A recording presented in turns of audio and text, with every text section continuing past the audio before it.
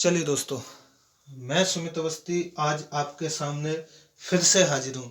जी हाँ दोस्तों, जैसा कि हमने आपसे कहा था कि हम कारक की विभक्ति से संबंधित एक प्रैक्टिस सेट आपके सामने लेकर जरूर आएंगे, जिससे आपका किसी भी एग्जाम में कोई भी क्वेश्चन नहीं छूटेगा दोस्तों। यहाँ से आपको वो सारी प्रैक्टिस कराई जाएगी जिससे आपका कारण विभक्ति टॉपिक बिल्कुल क्लियर हो जाएगा दोस्तों। आइए दोस्तों, हम आपका टाइम वेस्ट ना करते हुए सीधे क्वेश्चन की ओर चलते हैं। जी हाँ दोस्तों, हमने अपनी पिछली क्लास में कारक की विभक्ति कराई थी, जिसमें हमने आपको बताया था दोस्तों कि कारक 8 प्रकार के होते हैं। जैसे आपने पढ़ रखे होंगे, हमने कारक भी बताए थे दोस्तों, कारक के विभक्ति भी बताई थी। जैसे आपका कर्ता ने, कर्म को, करण से, संप्रदान के लिए, ऐसे दोस्तों अधिकरण में, पेपर, और संबंध काकी के, और आपका संबोधन ओ, अरे, ये सारे हमने 8 प्रकार के दोस्तों आपको करा रखे हैं दोस्तों। आइए उन्हीं से रिलेटेड हम आपके लिए प्रैक्टिस सेट लेकर आएंगे, जिससे आपको लगेगा कि दोस्तों हाँ, हमें कुछ मिल रहा है यहाँ से। चलिए दोस्तों, हम बात करते हैं पहले क्वेश्चन की ओर। सीता फल खाती है, मैं कारक है। दोस्तों हमने आपको 8 प्रकार के कारक कराए थे, जिसमें से आपको पहचानना है कि इसमें से कौन सा कारक होगा दोस्तों। सीता फल खाती है, मैं कारक है, अधिकरण कारक, कर्म कारक, या करण कारक, या कर्ता कारक। तो दोस्तों सीता फल को खाती है, क्या खाती है दोस्तों? सीता फल को खाती है। तो को की विभक्ति दोस्तों किसके अंतर आती है? कर्म को, कर्ता ने कर्म को। तो दोस्तों इसका राइट आंसर हो जाएगा कर्म को, यानी कि कर्म कारक। चलिए दोस्तों, हम बात करते हैं नेक्स्ट क्वेश्चन की ओर। सीता अपनी बहन से अधिक सुंदर है, मैं कारक है। दोस्तों यहां आप देख सकते हैं कर्म कारक, अपादान कारक, करण या अधिकरण। दोस्तों कर्म कारक जब किसी भी वाक्य में को शब्द छिपा हो या दे रखा हो, तो हम वहां पर कर्म कारक लगाते हैं। किसी से अलगाव की बात हो रही हो तो वहां पर अपादान, किसी के द्वारा कोई काम हो रहा हो तो दोस्तों करण कारक। वहीं बात करें अधिकरण की, मैं, पे, पर, ऐसे शब्द आते हैं तो वहां दोस्तों अधिकरण। लेकिन यहाँ कर्म को, यहाँ कोई को शब्द नहीं दिख रहा। करण से, तो यहाँ कोई कोई साधन नहीं दिख रहा। जैसे रावण ने रावण को तलवार से मार डाला, ऐसे कोई वाक्य आते हैं। अधिकरण मैं, पे, पर, इसमें ऐसा कोई नहीं दिख रहा। तो दोस्तों जाहिर सी बात है, इसमें कौन सा कारक होगा दोस्तों? अपादान कारक। ये दोस्तों अपादान कारक यहाँ पर आपका क्या दे रखा है? एक अपवाद, जो कि जहां पर तुलना की बात की जाए कि सीता अपनी बहन से अधिक सुंदर है, तो दोस्तों जहां भी कंपेरिजन, दोस्तों तुलना की जाए, तो वहां पर कौन सा कारक होता है? अपादान कारक। चलिए दोस्तों, हम बात करते हैं नेक्स्ट क्वेश्चन की ओर। विभक्ति का एक और नाम है दोस्तों परसर्ग, उपसर्ग, विशेषण या सर्ग। दोस्तों हमने अपने टॉपिक के अंदर सबसे पहली जो हेडिंग कराई थी वो इसी के बारे में ही कराई थी दोस्तों। तो विभक्ति को हम परसर्ग के नाम से भी जानते हैं। आइए दोस्तों, हम बात करते हैं नेक्स्ट क्वेश्चन की ओर। मैं शेर से डर कर भागा, मैं शेर से डर कर भागा, इस वाक्य में कारक है।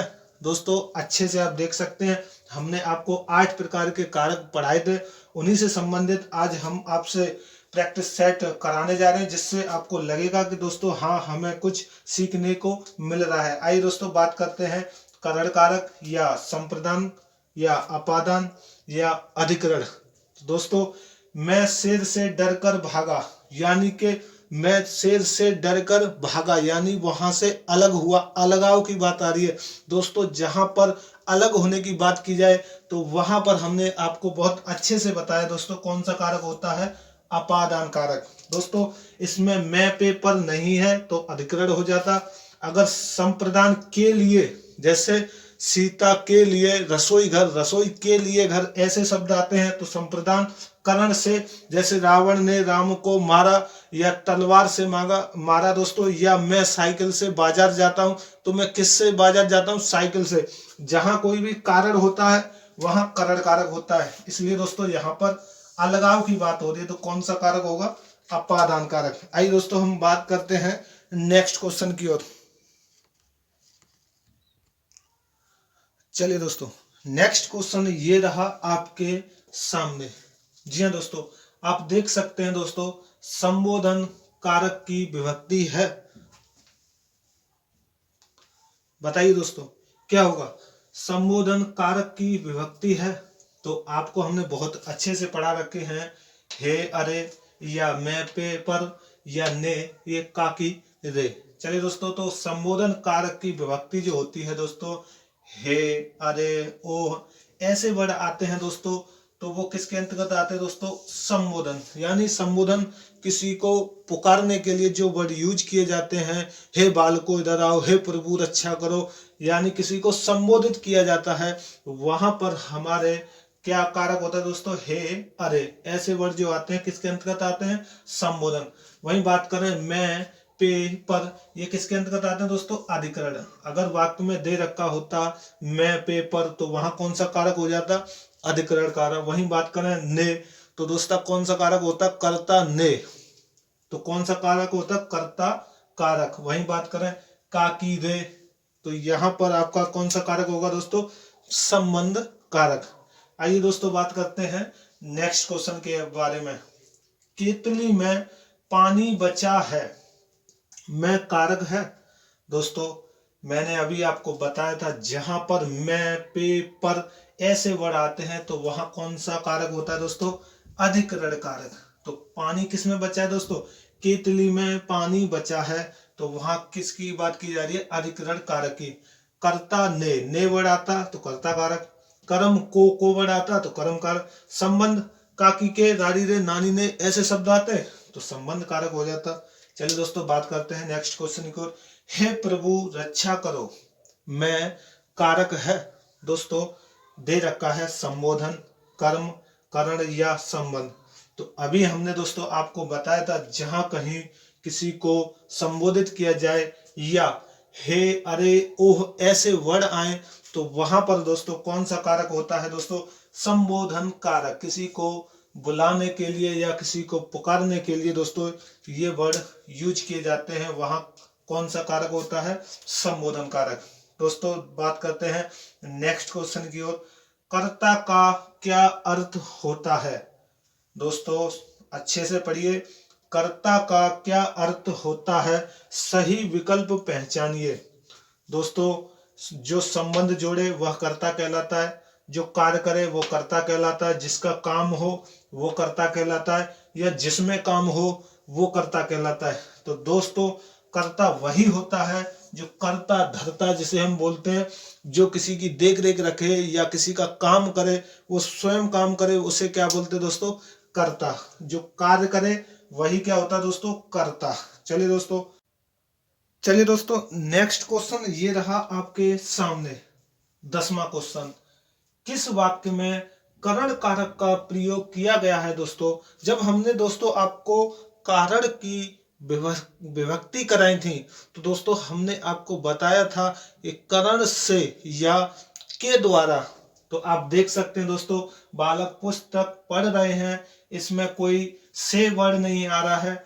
सोहन जयपुर गया, यहाँ पर ना तो किसी के द्वारा गया, ना कोई से शब्द दिया है। वहीं बात करें सुमित की किताब है, दोस्तों यह सुमित की किताब है, तो यहाँ पर की शब्द तो दोस्तों संबंध की बात कर रहा है। तो आइए दोस्तों इसका राइट आंसर होने वाला है ऑप्शन ग।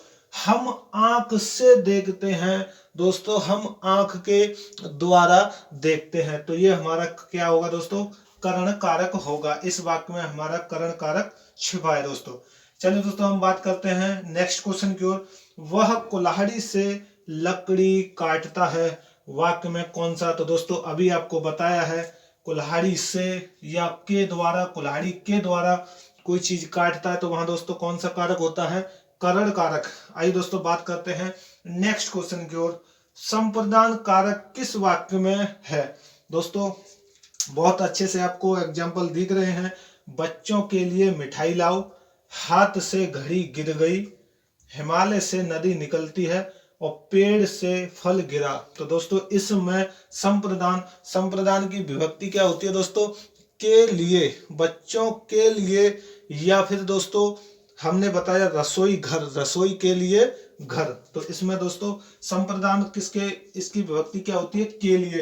तो बच्चों के लिए यहाँ पर के लिए शब्द दे रखा है जो कि हमारी संप्रदान कारक की विभक्ति होती है दोस्तों। तो यहाँ पर आपका राइट आंसर हो जाएगा ऑप्शन क। दोस्तों हम बात करते हैं इसमें हाथ से घड़ी गिर गई, इसमें कौन सा कारक होगा? तो दोस्तों जब हाथ से कोई चीज अलग हो रही है तो दोस्तों कौन सा कारक होगा? अपादान कारक। जहां अलगाव की बात की जाए, वहीं बात करें पेड़ से फल गिरा, पेड़ से फल अलग हुआ, तो दोस्तों वहीं पर कौन सा कारक होगा? अपादान कारक। वहीं हिमालय से नदी निकलती है, यहां भी दोस्तों कौन सा कारक होगा? अपादान कारक। चलिए दोस्तों हम बात करते हैं नेक्स्ट क्वेश्चन की ओर। चलिए दोस्तों नेक्स्ट क्वेश्चन ये रहा आपके सामने।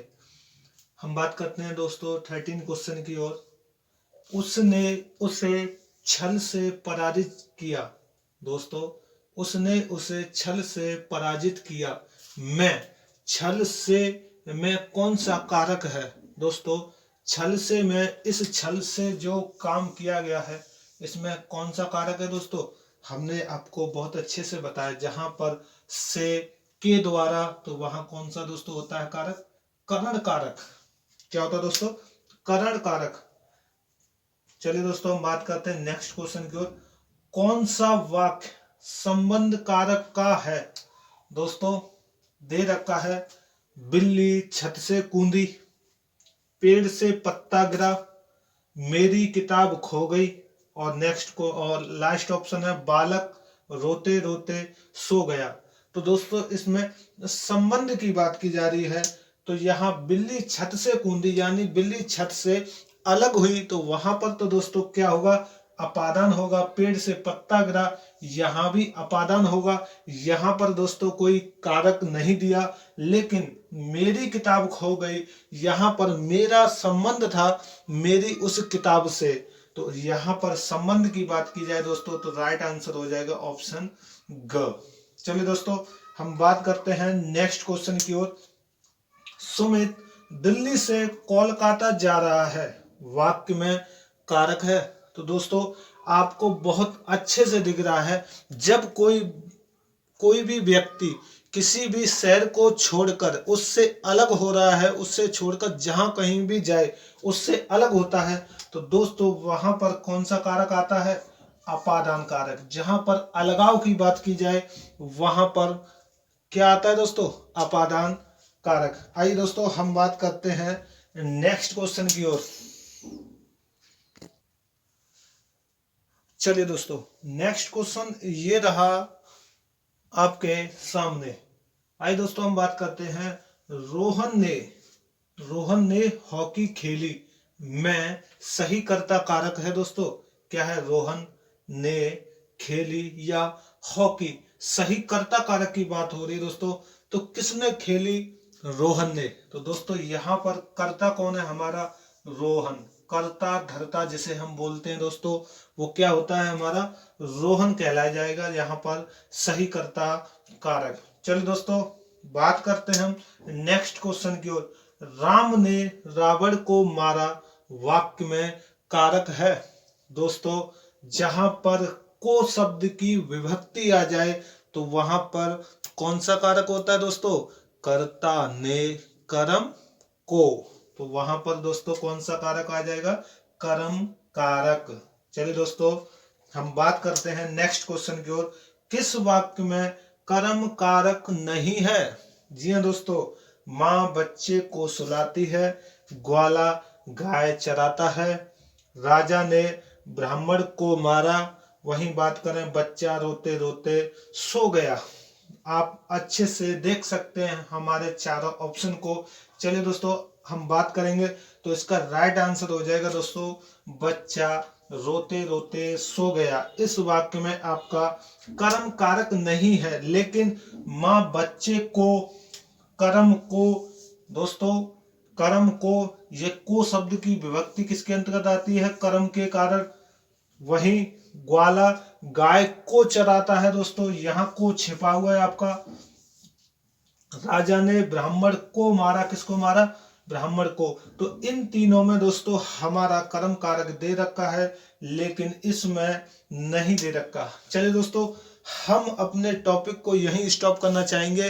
दोस्तों हम आपसे अलविदा चाहते हैं। अगर दोस्तों आपको हमारा टॉपिक 1% भी अच्छा लगा हो तो दोस्तों हमारी वीडियो को लाइक एंड शेयर जरूर करें। हम आपके लिए इतनी मेहनत करते हैं दोस्तों, माना कि हमारी कोई क्वालिटी नहीं है दोस्तों, हमारे पास सिस्टम नहीं है, हम आपको कोई अच्छी फैसिलिटी नहीं दे पा रहे हैं, लेकिन दोस्तों मैं आपसे एक प्रॉमिस करता हूं, मैं एक अच्छा ज्ञान जरूर दे सकता हूं जो कि आपको एग्जाम में पार करा के ले जाएगा।